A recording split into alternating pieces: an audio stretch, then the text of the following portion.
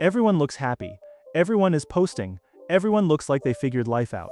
But here's the truth. Almost all of them are broke, not poor, not struggling openly, just quietly broke. The guy buying coffee daily, the girl ordering food every night, the friend who just upgraded their phone. They're all thinking the same thing.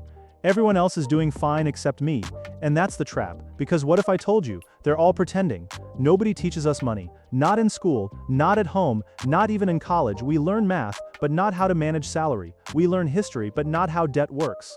So what do? We copy. We see our friends spending, so we spend. We see them traveling, so we travel. We see them upgrading, so we upgrade. Not because we can afford it, but because we don't want to feel left behind. No one says it, but there's a silent competition.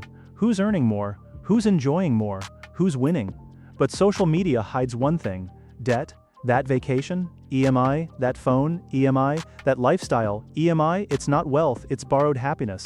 Here's the crazy part. Every single person thinks, I'm the only one struggling, but nobody says it. Why? Because admitting struggle feels like failure, so instead, we pretend, feel bad, spend money, feel good, feel broke, repeat. It's a loop, and everyone is stuck in it. You run faster but you go nowhere. One person stops, they ask a simple question: what if I stop pretending? They skip one party, they don't upgrade their phone, they say no to unnecessary spending. At first, it feels uncomfortable.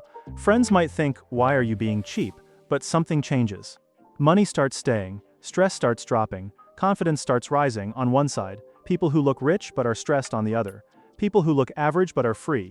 Being broke isn't the problem, pretending you're not is, because the moment you stop pretending, you start winning. Look around your friend group.